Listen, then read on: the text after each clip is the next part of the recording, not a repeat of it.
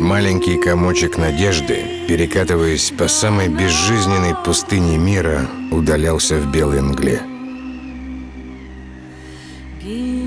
Бородатый человек обмороженными пальцами расстегнул спальник и при тусклом свете сделал последнюю запись в своем дневнике. «Ради Бога, не оставьте наших близких». Перед ним промелькнули события последних 3 месяцев, и он с тоской и одновременно с гордостью спросил себя: что привело меня сюда?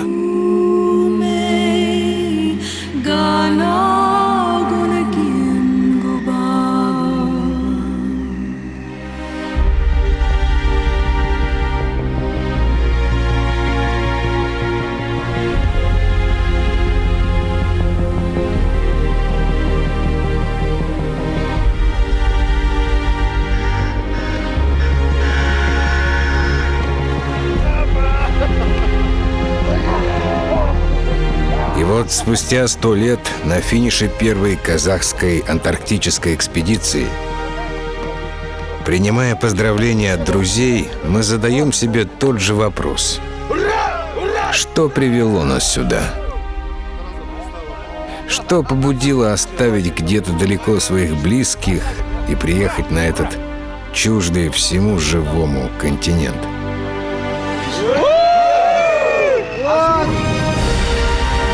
Что заставляло идти через непогоду, слепающимися от недосыпа глазами всматриваться сквозь пургу, негнущимися пальцами проворачивать вороток гаечного ключа, оставляя клочки кожи на синей от 50-градусного мороза стали?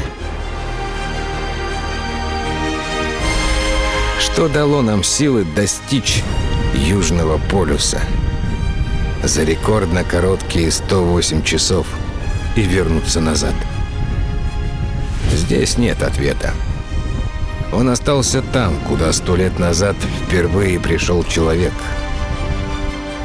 чтобы водрузить флаг своей страны над последним белым пятном планеты.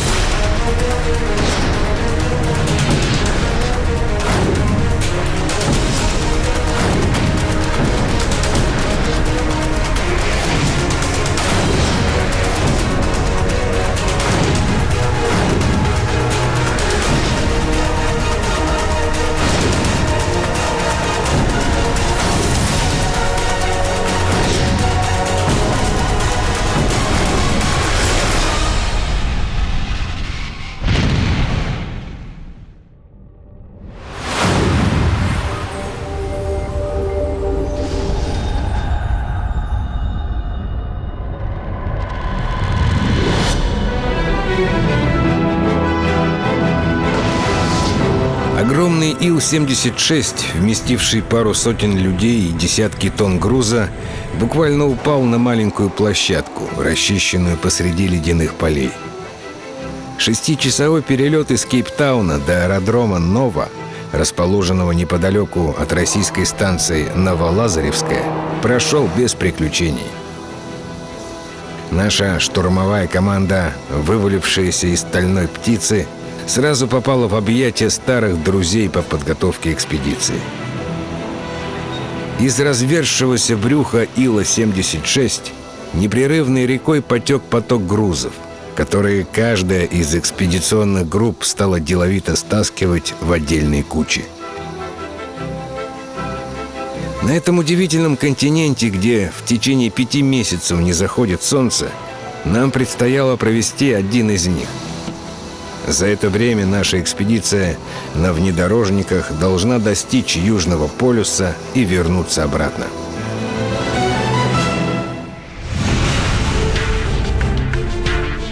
Наша экспедиция будет проходить на 3 автомобилях Toyota.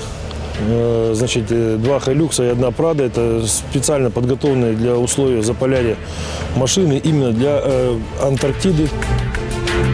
было произведено большое переоборудование автомобилей. Много работы было проведено для того, чтобы установить большие колеса 44 размера, 44 дюйма. В связи с тем, что дорога будет очень разнообразная и много снежных застругов, рапаков, которые можно будет преодолевать исключительно на больших колесах. Также, значит, усилена полностью подвеска. В связи с тем, что огромная нагрузка, порядка только около 1,2 тонны топлива на каждый автомобиль.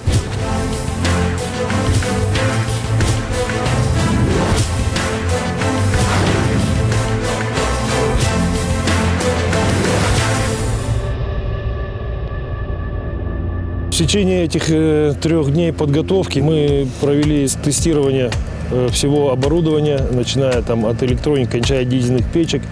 Проверили наличие и количество white-газа для горелок для приготовления пищи. То есть в данный момент тестируем печку керосиновую, которая будет у нас стоять в палатке, значит, согревать нас во время стоянок.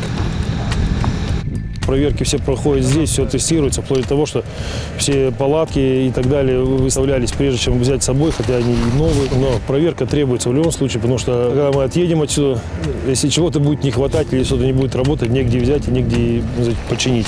Артик Отель приглашает первых посетителей. Ну вот смотри, Василий, у нас есть окна тут. Вот так можно смотреть. Впервые используется морской прибор спутниковой связи с возможностью выхода в интернет. Уже его испытали. 2 дня проверки показали, что все идет успешно. Возможно будет, что весь поход вы сможете увидеть, так сказать, онлайн в интернете. Это делается впервые, еще, в принципе, в Антарктиде такого никто не делал.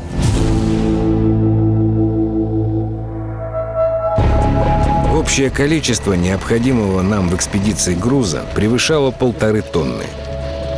В него входило кемпинговое снаряжение, съемочное оборудование, медицина, научная аппаратура и, конечно, огромное количество еды для всех участников автономного путешествия. Сейчас идет подготовка к провизии нашей экспедиции. Все по списку мы проверяем, что здесь лежит: мясо, масло, сыр, колбаса и так далее, и так далее. Сублиматы, тушеночка, пюре и все остальное. В общем, как это все производилось? Был расчет 20 дней запаса. То есть составлялось там завтрак, это сыр, колбаса, масло, там, шоколад и так далее, кофе. Ну, то есть то, что нужно человеку, чтобы подняться. Обед предусмотрен символически. Немножечко горячей воды, чтобы развести суп свой. Билтонги. Билтонги – это сушеное мясо. Доставили специально сушеное мясо, которое по рецепту Чингисхана. А дальше ужин. Мясо, макароны, макаронные изделия, пюре картофельное, рис, злаки и так далее, так далее. Сегодня у нас появился новый девайс в нашей экспедиции. Специально созданная компания Arctic Trax машина для топки льда. Сюда забивается снег, машина работает, выделяет тепло, таким образом дает нам тайный снег. Упаковка, да, в принципе, не трудно, просто долго. После обеда мы практически без остановки работаем, а у нас 45 минут до ужина и через час 15 выезд, по идее. То есть, я надеюсь, что все успеем.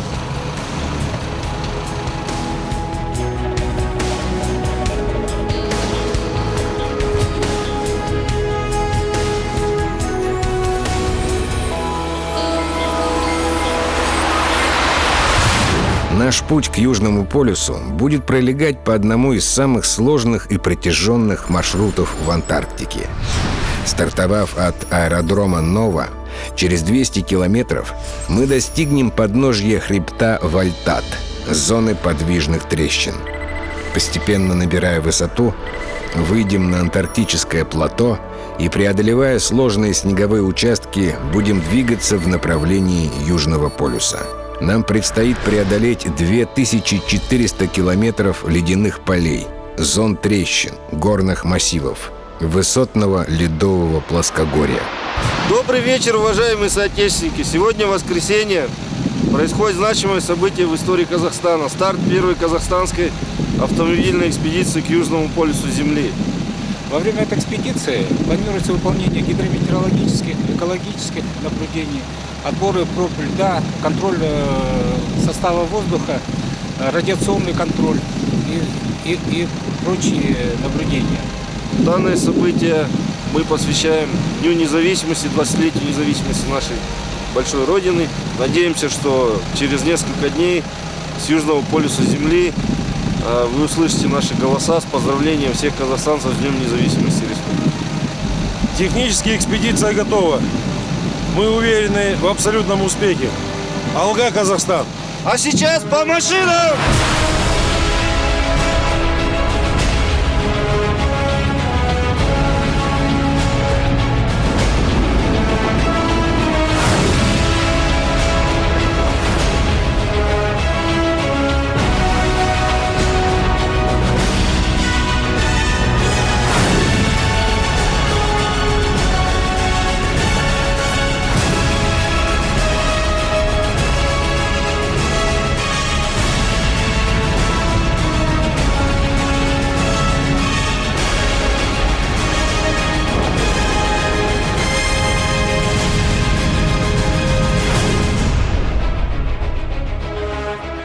Потихонечку скачиваем колеса, снижаем давление, чтобы увеличить площадь.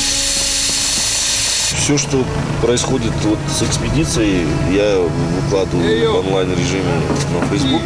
У нас в Алмате работает специальный мини-штаб, так скажем, там ребят технических, кто разбрасывает потом эту информацию на Twitter, также выкладывает на сайт Казгео. То есть, в принципе, такая медийная работа ведется. Обеспечивается все системой Iridium. Вот у нас на крыше стоит OpenPort. Он соединен обычным проводом с Wi-Fi рутером, который раздает интернет, в принципе, в радиусе 20-30 метров. До следующего лагеря осталось около 20 километров на выходе из гор. Я думаю, что это покатаемся сегодня интересно.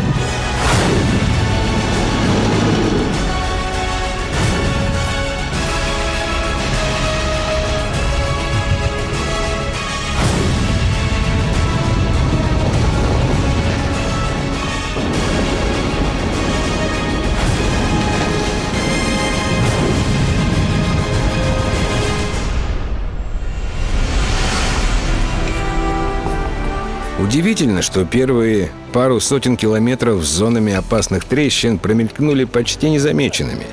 О трещинах хочется рассказать особо. Чего только мы не наслушались про них. И что образуются они по несколько штук за год из-за сползания ледника вдоль хребтов, и что замаскированы они спрессованным слоем снега, и что глубиной бывает до 2 километров. Хотя что там 2 километра? Достаточно и 100 метров, чтобы и тебя, и твой внедорожник никогда не нашли. Ну да теперь это уже почти в прошлом. А нас ждет горячий ужин и общение. Сейчас покушаем, чай попьем. Как же на голодный желудок? В минусовую температуру нельзя спать ложиться. Надо, чтобы снутри калории подогревали нас. Так что сейчас отужинаем и спать. Завтра у нас тяжелый переход, 38-часовой, а может быть и больше, в зависимости от погоды. А вроде на улице тепло, всего 30, а колбасу пилить приходится нам. Вот посмотрите, Завтрак у как нас. сыр у нас разогревается на кастрюле. Хуже, чем лед стал. Штатив полностью замерз. Давай здесь его подогреем вместе с едой. Для наших рук пока все нормально, все живы-здоровы. Вот требуется только хорошо покушать. Налетай по одному. Это вторая машина, дежурит завтра. Что, Хорошо 3 тарелки, да? Хорошо 3 тарелки. Все примерзло так, замерзло. Практически все продукты замерзли. Вот хлеб, можете посмотреть, во что превратился. Крошки просто. Очень грамотный подход. Масло опять же, Николай, маленький.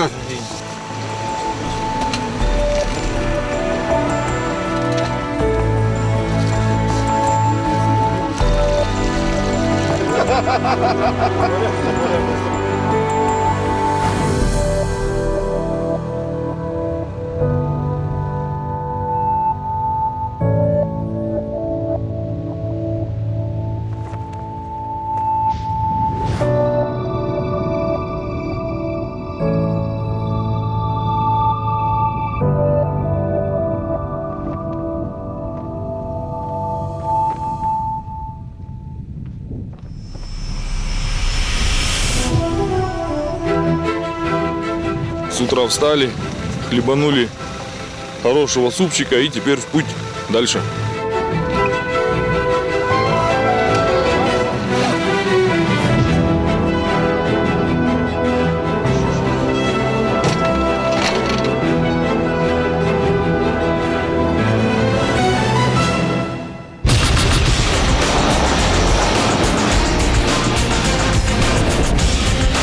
Сегодня нам предстоит окончательно выйти из гор, подняться на высоту 3700 метров и забраться на антарктическое плато. Это будет самая непредсказуемая часть маршрута. Предельно низкие температуры предъявят суровый счет к техническому состоянию машин.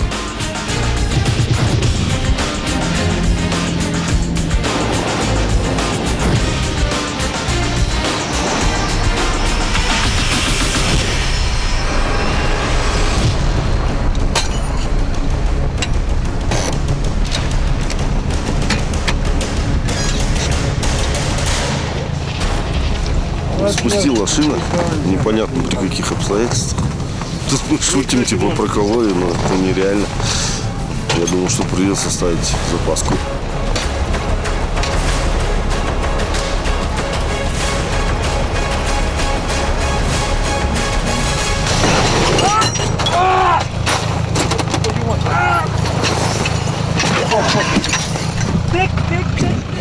По счастью, внедорожник, сорвавшийся с домкрата, зажал ноги Эйо полуспущенным колесом, а мягкий и глубокий снег спас его от серьезных переломов. Только быстрые и точные действия позволили извлечь нашего механика из-под автомобиля без последствий. Ведь в противном случае расширенная хирургическая помощь была доступна на расстоянии нескольких дней пути. Вот такая история случилась на антарктическом плато.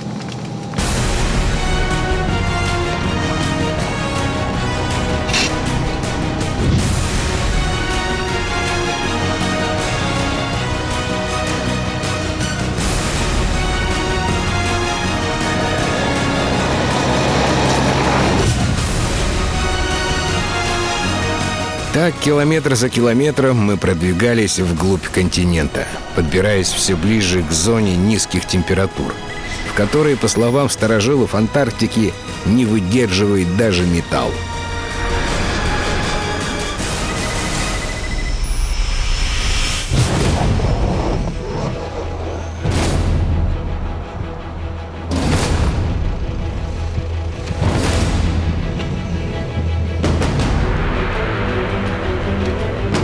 Разлетелась втулка, видимо, от мороза. Втулка амортизатора. Вот сейчас производим замену. Мороз начинает действовать, потихонечку, хотя солнце, тепло вроде бы. Техника начинает немножко крошиться.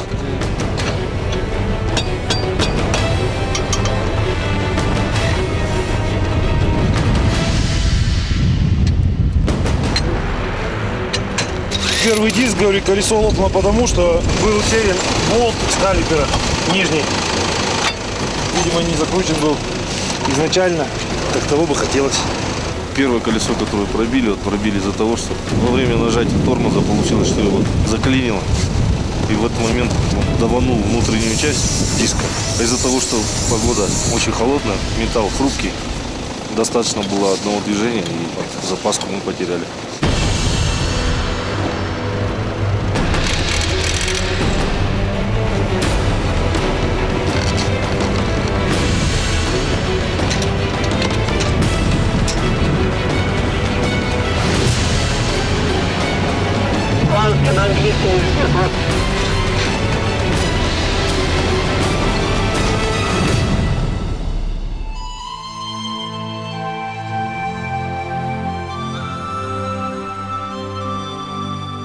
Холодно?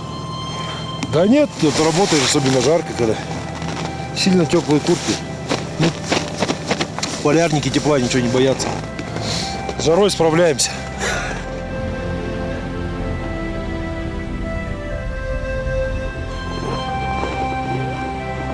Готовим продукты, сухпайок, чтобы лишний раз не останавливаться, кухню не задействовать. И чтобы по дороге люди, не отрываясь, производили свое питание.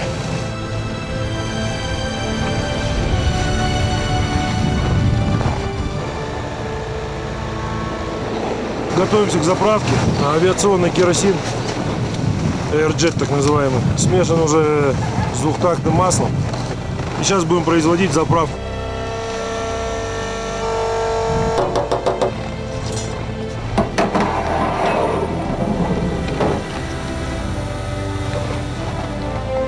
Нам предстоит сейчас преодолеть наибольшую высоту. Сейчас у нас всего 3200. Нам подняться будет до 3700, где будет наинизшая температура. В связи с этим решили не останавливаться, ехать до как минимум 83 широты, где будет у нас дополнительная заправка. Возможно, что даже не будем останавливаться до Южного полюса.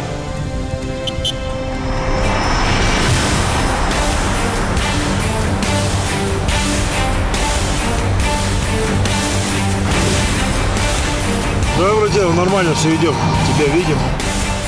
Резину разогреваем.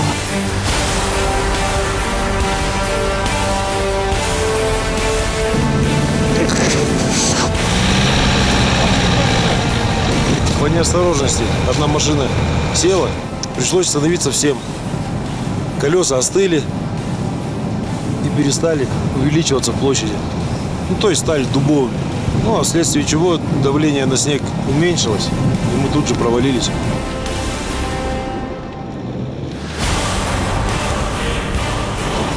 Это проблема на этом участке, потому что это как раз самая высокая точка практически.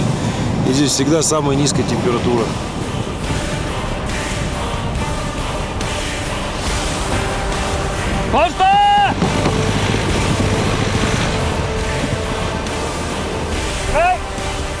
Газуй, Серега!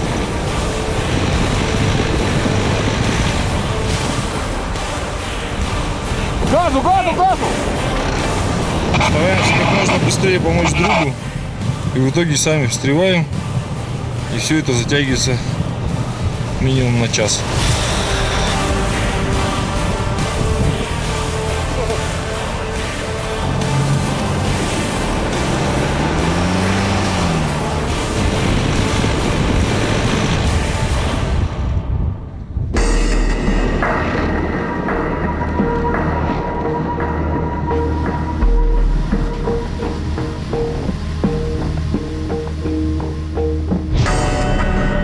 Технические проблемы с машинами не оставляли нас на протяжении всего маршрута. Ближе к 80 градусу широты на одном из внедорожников резко упала мощность двигателя. Бортовой компьютер Pradо в условиях низких температур выдал ошибку, подавая сигнал о капитуляции, и умер. На усилия по реанимации двигателя ушло еще несколько драгоценных часов. Думаем, что ночью, когда машина заглохла, вода из бака, все равно в солярке вода же есть, какая бы она ни была, там замерзнуть в фильтре. И сейчас отогреваем, чтобы как бы исключить эту проблему. Посмотрим, попробуем.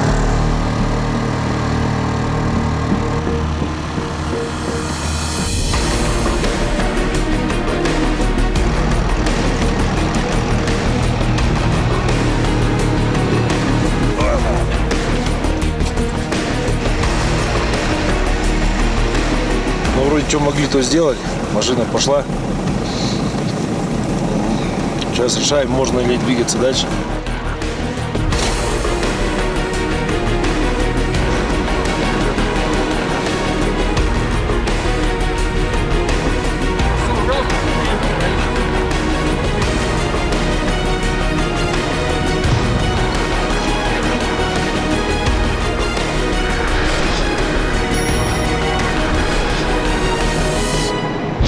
Фьюэл-депо 83. Сюда, на 83 градус широты, для нас на парашютах СИЛ-76 были сброшены запасы топлива, которые позволят безостановочно достичь Южного полюса. Кроме того, это последняя перед полюсом возможность решить наши технические проблемы. Был не закручен диск, в результате чего резина уменьшилась, деформировалась, резко спустил и на морозе превратилась в лепешку. Вот сейчас восстанавливаем обратный прежний вид, чтобы у нас были полноценные запаски. А то из действующих осталась только одна.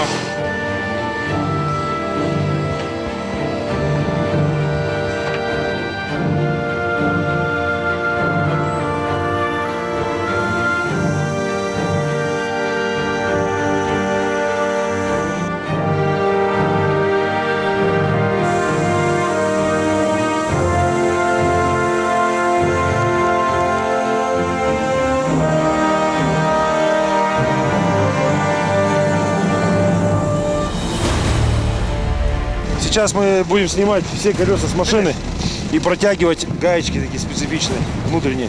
Не знаю почему новая конструкция диска раскручивается. Колесо, однако, спускается. Лучше сейчас сделать, чем это делать дальше. От 83-й непонятно какое там состояние снежного покрова. Поэтому максимально все для последнего рывка делаем здесь, на 83 градусе.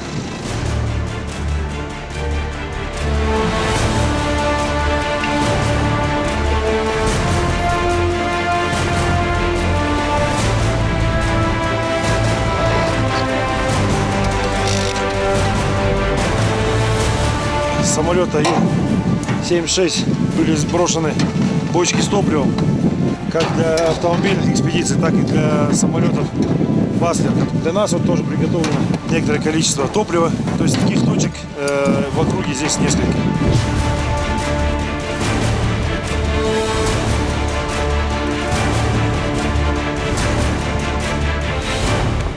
Сейчас идем в следующем порядке. Первым идет Эю, у нее есть координаты старта. В середине идем мы с Нурланом. В случае чего, если что, там дернем. И держим обязательно дистанцию для разогрева колес.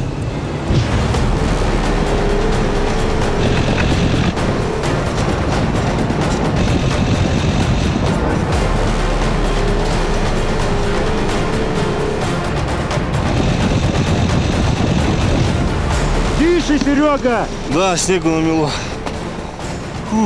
Чуть-чуть раньше уйди налево на вот этот трак, который я стою. Все, давай, отъезжаю, жду тебя. Все, давай, брат, спасибо. Ой, давай! Вот, пошла машинка.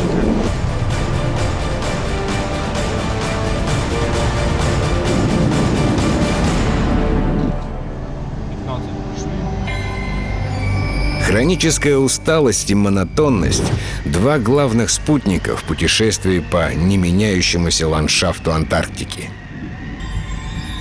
Добавьте сюда низкое содержание кислорода, экстремально низкие температуры до минус 60 градусов и ветра.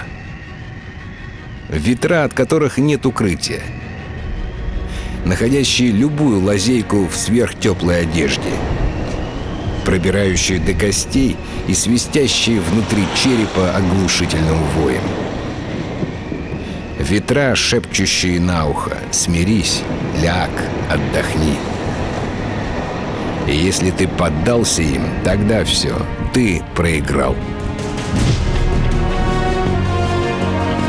Ослабли задние амортизаторы, Мидштайт не выдерживает антарктических морозов. Поэтому сейчас освобождаем наш прицеп от топлива, разливаем в обе машины.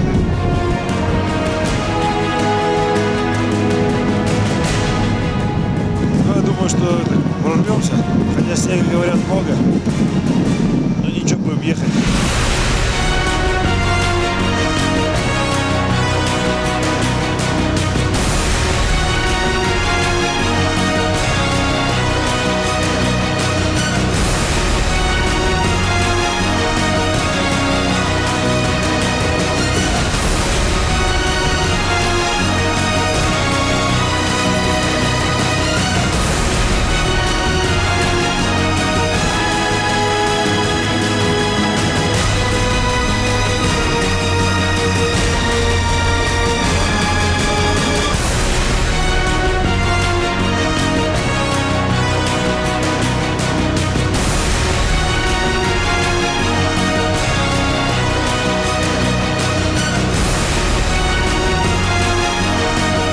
Такой буран уже длится в протяжении часов 5-6. Решили переждать буран, хотя бы немного вздремнуть, посмотреть, может быть, погода смилостивится над нами. И дальше в путь.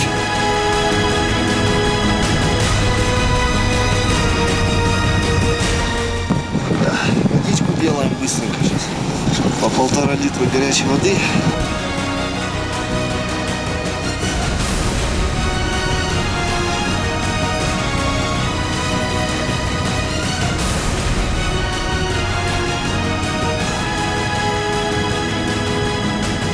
Погода улучшилась, чем стоять, будем потихоньку ехать. После 1,5 суток борьбы мы, наконец, вырвались из пурги и понеслись по финишной прямой к нашей цели, туда, где сходятся все меридианы Земли.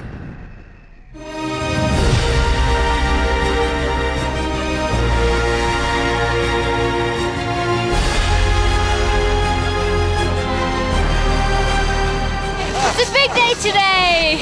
Gratulerer med dagen! Вот и приехали мы на Южный полюс. Смотри, какая дорога отличная.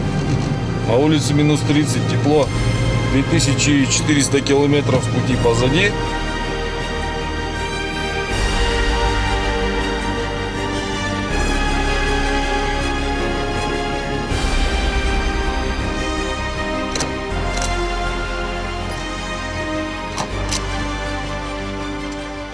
Побывал на Южном полюсе, уже все, у меня уже голова не работает. 14 декабря.